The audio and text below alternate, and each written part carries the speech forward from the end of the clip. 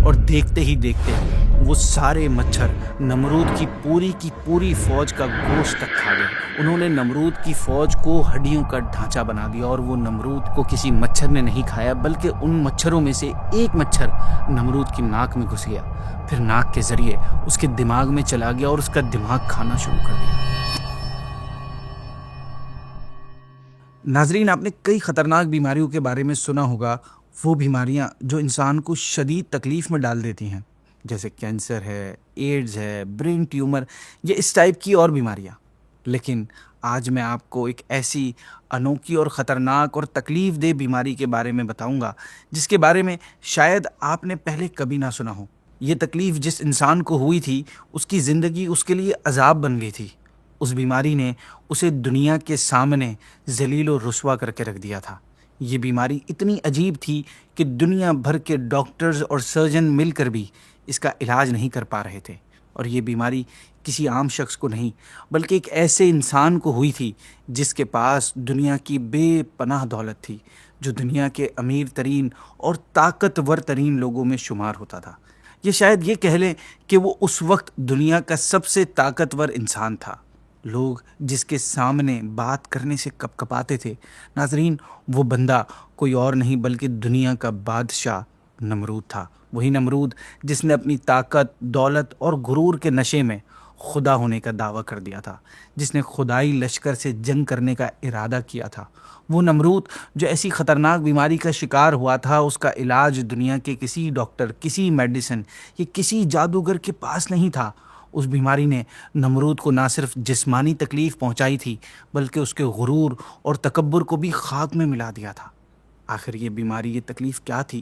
اور سب سے بڑھ کر کویسچن کہ نمرود جیسے بڑے بادشاہ کو یہ بیماری کیسے ہوئی تھی؟ یہ جاننے کے لیے آپ کو آج کی ویڈیو اینڈ تک دیکھنی ہوگی، جہاں میں آپ کو بتاؤں گا کہ خدائی دشمن نمرود کون تھا اور قدرت نے کس طرح اس کے غرور کو ایک چھوٹی سی مخلوق کے ذریعے خاک میں ملا دیا تھا۔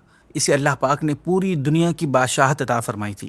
اس کے اسٹیٹ کا کیپٹل بابل تھا۔ بابل یعنی بیبلون ایک پرانا شہر تھا جو آج عراق میں واقع ہے۔ آج کے دور میں یہ شہر حلہ کے قریب ہے، جو عراق کے کیپٹل بغداد سے آلموسٹ 85 کلومیٹر ساؤتھ میں ہے۔ یہاں آپ کی ایک نالج میں اضافہ کرتا چلوں کہ دنیا میں کل 4 بادشاہ ایسے گزرے ہیں جنہیں پوری دنیا کی بادشاہت ملی۔ ان میں 2 مومنین تھے اور 2 کافر۔ مومن تو حضرت سلیمان علیہ السلام اور حضرت ذوالقرنین رضی اللہ تعالیٰ عنہ ہیں، اور کافر ایک بخت نصر جس کا لقب شداد بن عاد ہے۔ یہ وہی شداد ہے جسے ہم نے پچھلی ویڈیو میں تذکرہ کیا تھا، اور دوسرا نمرود ہے۔ اب قیامت سے پہلے ایک 5th بادشاہ ہوں گے جن کا نام حضرت امام مہدی رضی اللہ تعالیٰ عنہ ہے۔ جہاں تک نمرود کی بات ہے تو نمرود اس دنیا کا سب سے پہلا بادشاہ تھا، یعنی بادشاہی نظام اسی سے شروع ہوا تھا۔ سب سے پہلے بادشاہی تاج اسی نے پہنا تھا، اور اسی نے اپنی قوم پر سب سے پہلے ظلم کرا تھا۔ یہی تھا وہی شخص جس نے خدا ہونے کا دعویٰ بھی کیا تھا، یعنی کلیم کیا تھا۔ اتنی عظیم سلطنت ملنے کے باوجود اس نے اللہ پاک کا شکر ادا کرنے کے بجائے تکبر اور غرور اور نافرمانی کا راستہ اختیار کیا، یہاں تک کہ اپنے خدا ہونے کا دعویٰ کرنے لگا اور لوگوں کو اپنی عبادت پر مجبور کیا۔ اس کے آس پاس مختلف ایسی عجیب و غریب چیزیں اور معاملات بھی نظر آتے تھے جو عام حالات میں عام لوگوں سے نہیں ہوتے تھے۔ اس کے محل کے دروازے پہ ایک درخت تھا، ایک ٹری تھا جس کا سایہ، شیڈو بالکل نہیں تھا۔ جب کوئی ایک انسان اس کے نیچے آتا تو اس کے جتنا اس کا سایہ ہو جاتا، دوسرا آتا تو 2 کے جتنا ہو جاتا، تیسرا آتا تو 3 کے جتنا ہو جاتا، 1 لاکھ تک اس کے نیچے آتے تو اس کا سایہ ہوتا، مگر جیسے ہی 1 لاکھ سے 1 بھی زیادہ ہوتا تو سب دھوپ میں سب پر سایہ سے ہٹ جاتا تھا۔ اسی طرح اس کا ایک حوض یعنی ایک پول تھا۔ صبح کو لوگ آتے، کوئی اس میں پیالہ بھر کر دودھ ڈالتا، کوئی شربت، کوئی شہد، جس کو جو پسند آتا ڈالتا، یہاں تک کہ وہ بھر جاتا اور سب چیزیں آپس میں مل جاتی۔ اب جس کو جس چیز کی نیڈ ہوتی وہ پیالہ ڈالتا، جو چیز جس نے ڈالی ہوتی یعنی جس نے دودھ ڈالا ہوتا اسے دودھ مل جاتا، جس نے شہد ڈالا ہوتا اس کے پیالے میں صرف شہد آتا۔ علماء کرام فرماتے ہیں یہ نمرود کا استدراج تھا، یعنی جادو تھا۔ استدراج کہتے ہیں ان عجیب و غریب کاموں کو جو کوئی بڑا گناہگار یا کافر اپنی غلط بات کو ثابت کرنے کے لیے دکھاتا ہے، یا اس سے خود یہ چیز ظاہر ہو جاتی ہے، اسے استدراج کہتے ہیں۔ ناظرین، نمرود کی 800 سال کی عمر تھی، جس میں سے پہلے 400 سال اس نے بڑی عزت، بڑی شان و شوکت کے ساتھ گزارے، لیکن اپنی ایج کا سیکنڈ ہاف یعنی دوسرے 400 سال بڑی ذلت، بڑی رسوائی کے ساتھ اس نے گزارے، جس کا ریزن آپ کو آگے پتہ چلے گا۔ یہ لوگوں سے اپنی پوجا کرواتا تھا، کاہن اور نجومی بڑی کثرت سے اس کے دربار میں حاضر رہتے۔ نمرود خود خدا ہونے کا دعوے دار تھا، اسی لیے لوگوں سے اپنے سامنے سجدے کرواتا، اور ان کی پوری قوم جہاں اپنے بادشاہ نمرود کو خدا مانتی تھی، وہیں بت پرستی یعنی بتوں کی بھی عبادت کیا کرتی تھی۔ اسی طرح وہ پوری قوم گمراہی کی ساری لمٹس کو کراس کر چکی تھی، اور اللہ پاک کا یہ قانون ہے کہ جب کوئی قوم گمراہ ہو جاتی ہے، بھٹک جاتی ہے، تو اللہ پاک اس کی ہدایت کے لیے کسی نبی کو بھیجتا ہے۔ بالکل اسی طرح نمرود اور اس کی قوم کی رہنمائی کے لیے اللہ پاک نے اپنے پیارے نبی، اپنے خلیل حضرت ابراہیم علیہ السلام کو بھیجا۔ حضرت ابراہیم علیہ السلام کی اس دنیا میں تشریف لانے سے پہلے ایک عجیب واقعہ ہوا تھا۔ ہوا کچھ یوں کہ ایک رات نمرود نے خواب دیکھا کہ ایک ستارہ سامنے آیا ہے، اور اس کی روشنی کے سامنے چاند اور سورج بالکل بے نور ہو گئے، یعنی ان کی روشنی ان کے سامنے ختم ہو گئی ہے۔ اس سے وہ بہت گھبرایا اور ڈرا، اور اس نے کاہنوں، جادوگروں سے اس خواب کا مطلب پوچھا۔ انہوں نے بتایا کہ اس سال تیری سلطنت میں ایک لڑکا پیدا ہوگا، جس کی وجہ سے تیری بادشاہت ختم ہو جائے گی، اور تجھے خدا ماننے والے اس کے ہاتھ سے ہلاک ہوں گے۔ ناظرین، یہ خبر سن کر نمرود پریشان ہو گیا، ڈسٹرب ہو گیا، اور اس نے حکم دیا کہ اب سے جو بچہ پیدا ہو اسے قتل کر دیا جائے، اور مرد و عورتوں کو الگ رکھا جائے تاکہ اولادیں نہ ہوں، اور اس کی مانیٹرنگ کے لیے ایک ڈپارٹمنٹ بنا دیا۔ مگر خدا کی لکھی تقدیر کو کون ٹال سکتا تھا؟ حضرت ابراہیم علیہ السلام کی والدہ حاملہ پریگننٹ ہوئی، اور کاہنوں نے نمرود کو اس کی خبر دے دی کہ یہ بچہ حمل میں آ گیا ہے، لیکن چونکہ آپ علیہ السلام کی والدہ صاحبہ کی ایج کم تھی، اس لیے ان کا حمل کسی طرح پہچانا ہی نہیں کیا۔ یہ اللہ پاک کی قدرت تھی کہ جب آپ علیہ السلام کی ولادت کا وقت قریب آیا تو آپ کی والدہ اسے اس تہہ خانے میں لے کر چلی گئیں جو آپ کے والد نے شہر سے دور کھود کر تیار کیا تھا۔ وہاں آپ کی ولادت ہوئی اور وہیں آپ رہے۔ پتھروں سے اس تہہ خانے کا دروازہ بند کر دیا جاتا تھا۔ روزانہ والدہ صاحبہ دودھ پلانے کے لیے آتی تھیں، اور جب وہاں پہنچتی تھیں تو دیکھتی تھیں کہ آپ اپنی انگلی کا کنارہ چوس رہے ہیں اور اس سے دودھ نکل رہا ہے۔ آپ سمجھ گئیں کہ آپ علیہ السلام کے لیے خدا غیب سے رزق بھیج رہا ہے۔ آپ دوسروں کے مقابلے میں جلدی بڑے ہو رہے تھے۔ اس بات میں اختلاف ہے کہ آپ علیہ السلام تہہ خانے میں کتنا ٹائم رہے۔ کچھ کتابوں میں آتا ہے کہ 7 سال رہے، کچھ میں 13 سال، اور کچھ میں آپ 17 سال تک اسی تہہ خانے میں رہے۔ جب آپ نے اپنی قوم کو شرک کرتے دیکھا تو انہیں سمجھایا کہ یہ صحیح نہیں ہے۔ آپ نے دین حق کی تبلیغ شروع فرمائی اور لوگوں کو اللہ وحدہ لا شریک کی عبادت کی طرف بلایا، مگر قوم نے آپ کی بات نہ مانی۔ پھر ایک مرتبہ کچھ یوں ہوا کہ آپ علیہ السلام نے ان کے ایک گروپ سے بتوں کے بارے میں ڈیبیٹ کی، تو ان لوگوں نے کہا کہ کل ہماری عید ہے، آپ وہاں چلیں اور دیکھیں کہ ہمارا دین اور طریقے کو فالو کرنے میں کیسا مزہ آتا ہے اور کتنی خوشی ملتی ہے۔ یہ ان کا ایک ایئرلی سالانہ میلہ لگتا تھا۔ وہ اس دن جنگل میں جاتے اور وہاں شام تک فالتو کے کاموں اور کھیل کود میں لگے رہتے، پھر واپسی کے وقت بت خانے میں جاتے اور بتوں کی پوجا کرتے، اس کے بعد اپنے گھروں کو واپس چلے جاتے۔ چنانچہ جب نیکسٹ ڈے آیا اور آپ سے میلے میں جانے کو کہا گیا تو آپ نے انہیں کوئی ریزن بتا کر میلے میں جانے سے منع کر دیا، اور وہ لوگ آپ کے بغیر ہی میلے میں چلے گئے۔ جب ان کے باقی رہنے والے اور کمزور لوگ جو آہستہ آہستہ جا رہے تھے آپ کے پاس سے گزرے تو آپ نے فرمایا، میں تمہارے بتوں کا برا حال کر دوں گا۔ آپ کی اس بات کو کچھ لوگوں نے سن لیا۔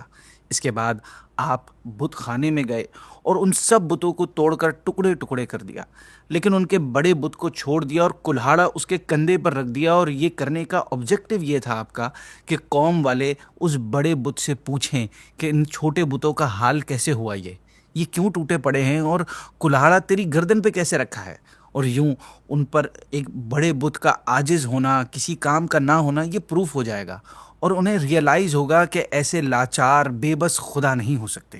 اینی ویز، جب قوم کے لوگ شام کو واپس آئے اور بت خانے میں پہنچے اور انہوں نے دیکھا کہ بت تو ٹوٹے پڑے ہیں، تو آپس میں کہنے لگے کہ کسی نے ہمارے خداؤں کے ساتھ یہ کام کیا ہوگا، بے شک وہ بہت بڑا ظالم ہے۔ کچھ لوگ کہنے لگے کہ ہم نے ایک نوجوان کو انہیں برا کہتے ہوئے سنا ہے جس کو ابراہیم کہا جاتا ہے، ہمارا خیال ہے کہ اسی نے یہ کیا ہوگا۔ جب یہ خبر ظالم و جابر نمرود اور اس کے وزیروں تک پہنچی تو وہ کہنے لگے اسے لوگوں کے سامنے لے آؤ، شاید لوگ گواہی دیں کہ یہ حضرت ابراہیم ہی کا کارنامہ ہے۔ چنانچہ حضرت ابراہیم علیہ الصلاۃ والسلام کو بلایا گیا اور ان لوگوں نے کہا، اے ابراہیم، کیا تم نے ہمارے خداؤں کے ساتھ یہ کام کیا ہے؟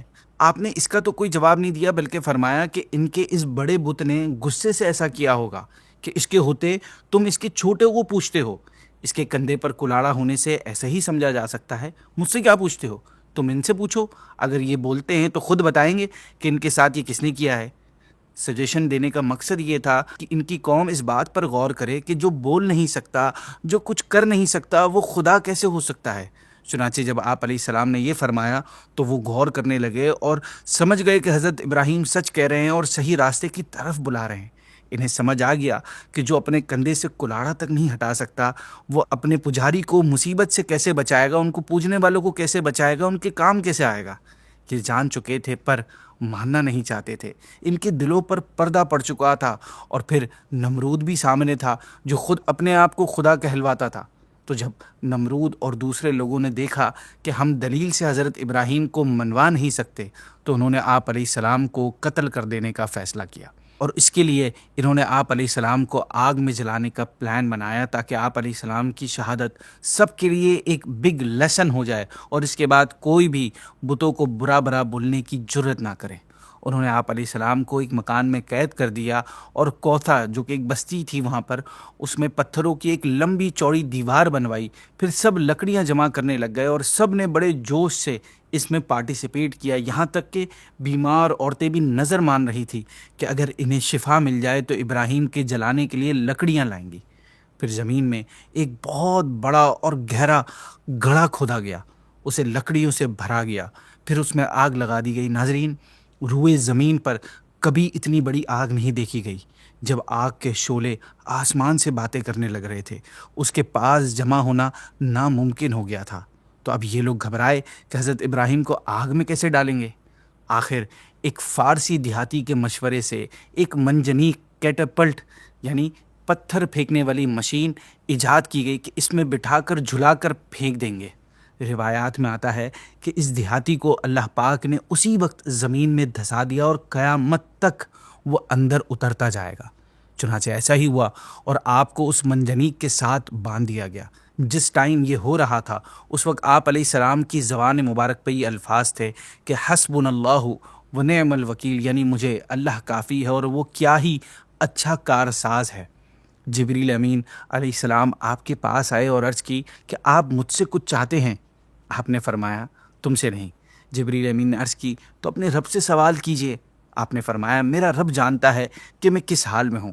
یہاں ایک بات ذہن میں رہے کہ اس وقت آپ علیہ السلام کا مصیبت دور کرنے کے لیے دعا نہ کرنا اور جو ہو رہا ہے اس پر اللہ سے راضی رہنا، یہ ان کا اللہ سے تعلق اور اللہ سے محبت کی وجہ سے تھا۔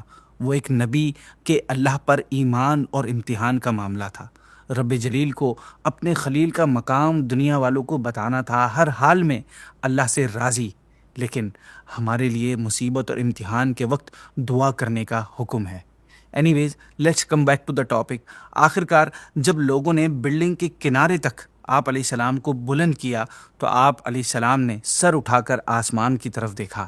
روایات میں آتا ہے کہ اس وقت آسمانوں، زمینوں، پہاڑوں اور فرشتوں نے سب نے اللہ پاک سے فریاد کی کہ اے اللہ، تیرے نام کو بلند کرنے کی سزا میں تیرے خلیل کو جلایا جا رہا ہے، تو ہمیں اجازت دے کہ ہم ان کی مدد کریں۔ اللہ پاک نے فرمایا مجھے یہ بات معلوم ہے، اگر وہ تمہیں پکارے تو تم اس کی مدد کرنا۔ جب حضرت ابراہیم نے آسمان کی طرف نظر اٹھائی تو عرض کی اے اللہ، تو واحد ہے اور میں زمین میں تنہا ہوں، اور زمین میں میرے علاوہ اور کوئی بندہ ایسا نہیں جو تیری عبادت کرتا ہو۔ مجھے تو ہی کافی ہے اور تو بہت ہی اچھا کارساز ہے۔ اس کے بعد اللہ پاک کے خلیل کو جلنے کے لیے آگ میں ڈال دیا گیا۔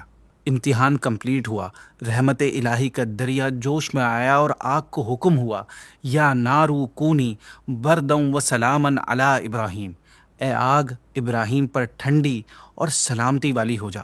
حکم ملتے ہی آگ نے اپنی فطرت ہی چھوڑ دی، روشنی تو باقی رہی مگر اس کی گرمی ختم ہو گئی۔ اس نے ان رسیوں کے سوا کسی اور چیز کو نہ جلایا جن سے آپ علیہ الصلاۃ والسلام کو باندھا گیا تھا۔ اس وقت حضرت جبریل آپ کے ساتھ تھے، آپ کے منہ پر پسینہ پونچھ رہے تھے، بس اس کے سوا آپ کو آگ نے کوئی تکلیف نہ دی۔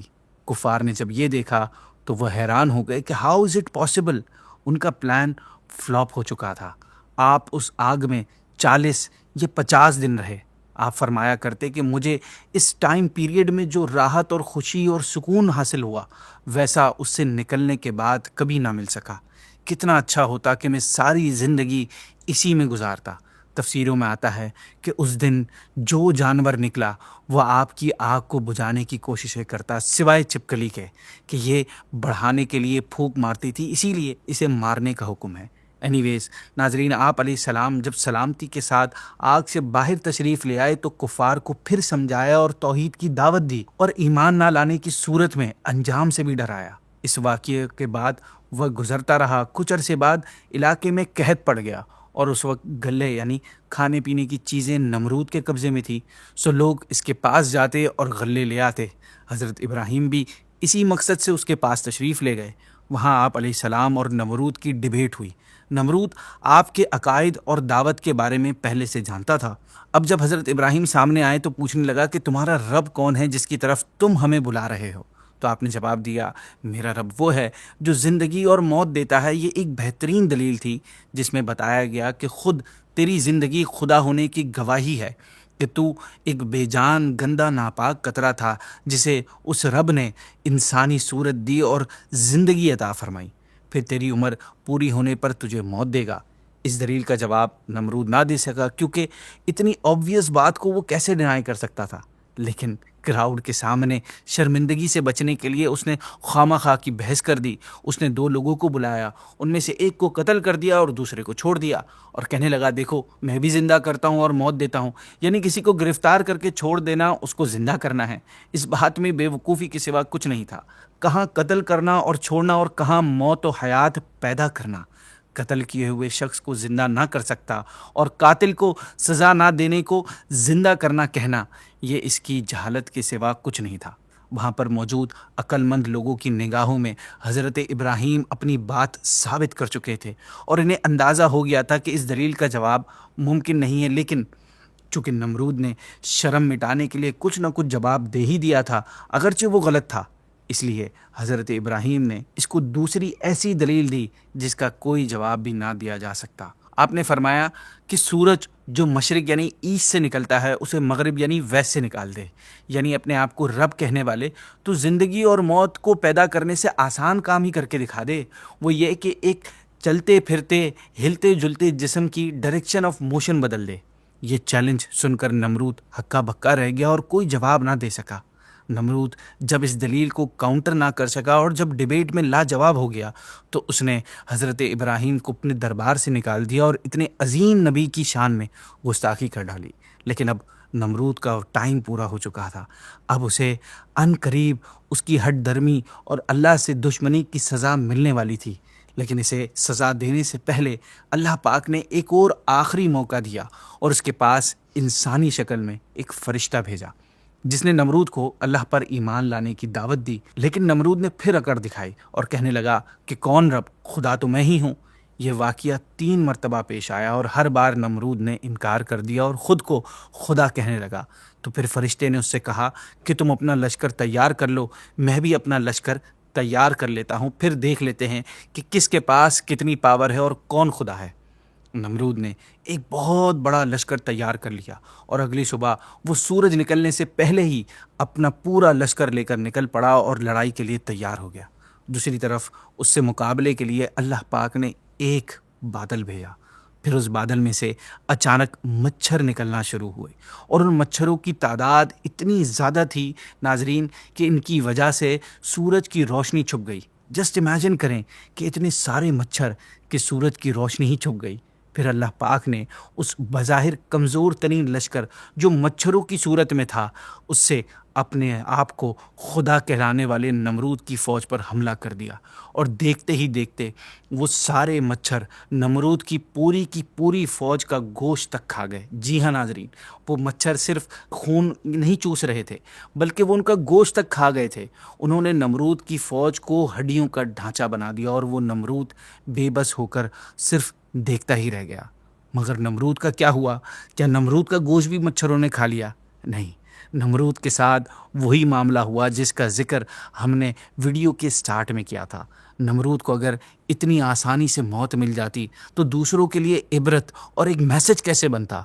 اس لیے نمرود کو کسی مچھر نے نہیں کھایا بلکہ ان مچھروں میں سے ایک مچھر نمرود کی ناک میں گھس گیا، پھر ناک کے ذریعے اس کے دماغ میں چلا گیا اور اس کا دماغ کھانا شروع کر دیا۔ ناظرین، 400 ایئرز تک وہ مچھر اس کا دماغ کھاتا رہا، اور یوں نمرود سخت ترین تکلیف اور عذاب میں گرفتار ہو گیا۔ اور یہ صرف ایک تکلیف تھی، اس کے ساتھ ساتھ دوسری تکلیف یہ بھی تھی کہ اسے صرف اسی حالت میں سکون ملتا جب اس کے سر پر کوئی چیز ماری جاتی۔ اسی طرح اس کے سر پر 400 سال تک جوتے لگائے جاتے رہے، جس سے اس کو لوگوں کے سامنے ذلیل و رسوا کر کے رکھ دیا۔ اپنے آپ کو خدا کہلانے والا اب لوگوں سے کہہ رہا تھا کہ میرے سر پہ جوتا مارو۔ روایات میں یہ بھی بات آتی ہے کہ جو بھی اس کے محل میں آتا پہلے اسے جوتا لگاتا، تو یوں اللہ نے نمرود کو اس کے اسلام دشمنی کی سخت اور ذلت بھری سزا دی جو اس کی موت پر جا کر ختم ہوئی۔